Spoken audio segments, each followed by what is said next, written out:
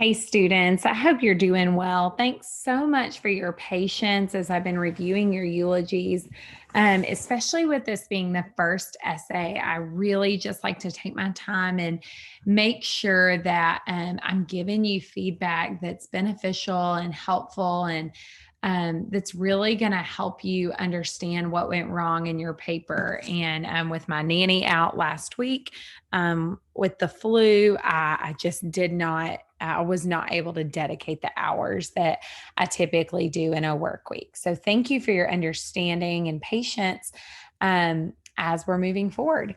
So, want to address a few things that I saw that are very consistent.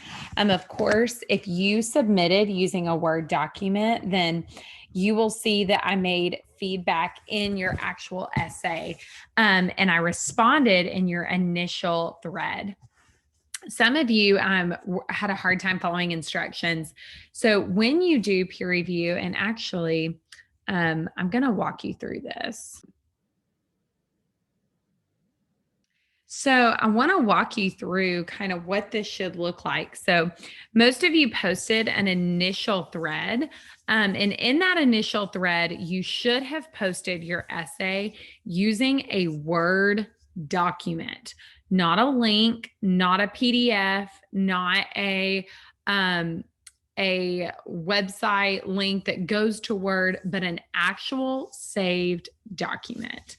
I want to show you an example of this so that you can see it. And let me make sure that I'm sharing appropriately. So this is Shaylee. Shaylee did exactly what she needed to do. She submitted her document. She told me her concerns, and it's here in a Word document.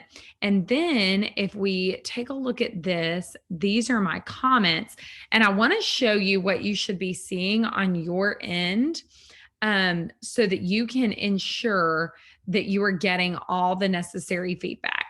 So what you see here is I've given a couple overarching comments, but I've also given her comments here at the side that will help her piece by piece in specific paragraphs.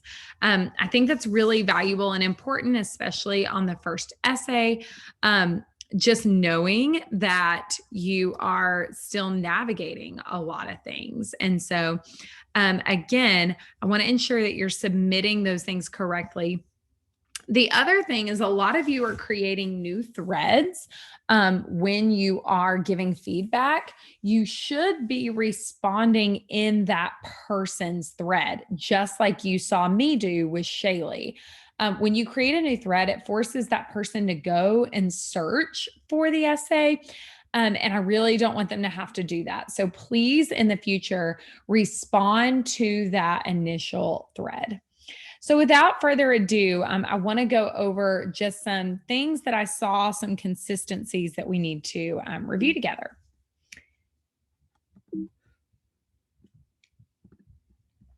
So thesis statements. A lot of you are struggling with this in your introduction. And what I really want to ask you is, what is the message of your life?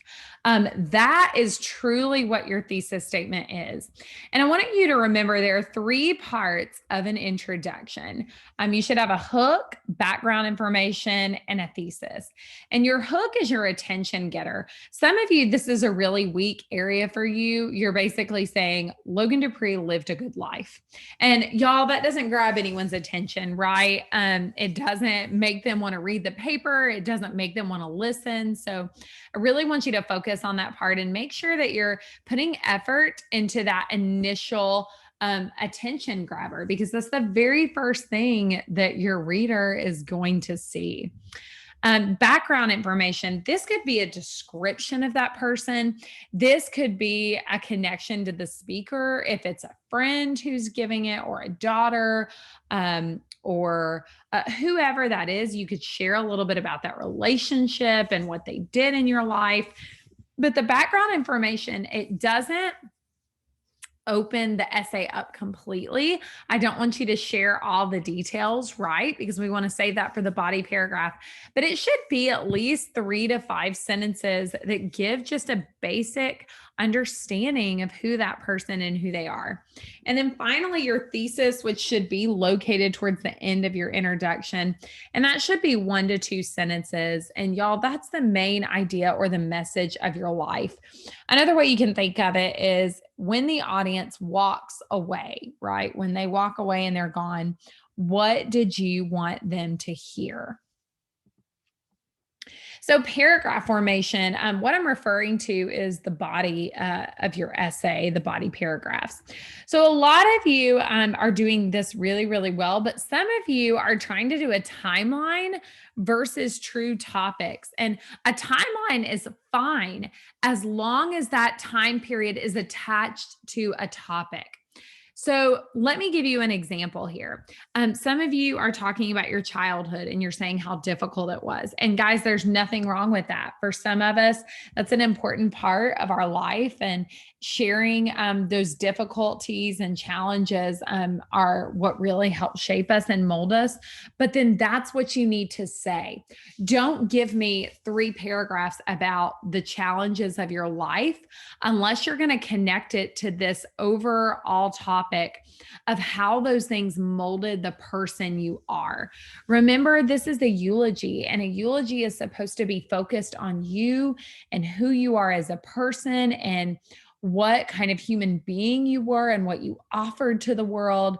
That should be the highlight and the focus more than the bad things that happened to you. And again, I don't want to squash your willingness and openness to share, because I think that's incredible. But what I want you to do is then ask yourself, okay, these are the things that happened to me, but what did that do in my life? How did that mold and shape me into the person I am? And that is your topic of your paragraph. That is what I want you to really highlight and share. So the purpose of a topic should enable you to expand. When you're reading your topic sentence, make sure it's something that you can write 5 to 7 sentences about and really address a holistic idea. Remember that a developed paragraph, a true paragraph, has a topic sentence, explanations, and a summative sentence. Some of you are trying to make a paragraph 3 sentences, and that indicates a big lack of development. Consider your explanations. Some of you are just repeating the same ideas over and over. You're using different words for kindness or different words for joy. And what you're doing is you're basically repeating the same idea over and over in your body paragraphs rather than really giving the reader some concrete examples. And what I mean by concrete examples is if the topic of your paragraph is your connection to your family and how much family meant to you, share a story of something that indicates that. Share something that happened that shows your character in that. Give tangible, visible, concrete examples that really draw the reader in, and make sure that you're doing more than just repeating the same idea using different words. Another thing that I want you to consider is when you're doing those body paragraphs, make sure that whatever you're talking about in paragraph 1 isn't replicated in paragraph 3 or 4. You want each paragraph to have its own unique idea, and you want them to be able to stand on their own. So let's talk about a couple things to avoid, and I use the word things as a pun. Avoid the following words: things, it, that, this. These are very vague words, and some of you are using them in sentences such as this: she loved all sorts of things. But guys, what we want to know is, what are things? What do things represent?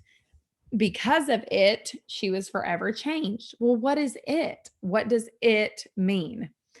He liked his life that way. Well, what is that way? Again, what I'm trying to show you in these examples that I'm seeing in your papers is these words can be replaced with a noun. And what it does is it gives the reader more clarity. It helps them understand what your brain was trying to communicate on paper. And then just a few basic things to remember. MLA format. Some of you are not following MLA format at all. And remember, this is Times New Roman, double spacing. You should have 2 headers. Everything should be left aligned except for your title with indentions that indicate new paragraphs. Make sure you have an interesting title, not just eulogy essay. It should reflect the content of your paper. You should have a minimum of 3 body paragraphs, and really, y'all, probably more than that, truly. But it should be a minimum of 3 and ensure that they're really developed. And then keep in mind, this is a 2.5 page essay. So if you're half a page short, that is 20% of your grade that you're missing. That's how I count off for missing work. I take the percentage of the paper that's missing and I subtract that by 100, and that's where you begin. And then review feedback and ask great questions. If you submitted your essay correctly, you have received feedback at this point in time. So I want you to really review that feedback, pencil down some questions, reach out to me through email or a phone call or text messages. And I'll be glad to answer those so that you can create your very best work. Guys, I hope this was helpful. I'm going to link this in the weekly folder. And if you have any questions about this lecture or the comments you received on your essay, don't hesitate to reach out.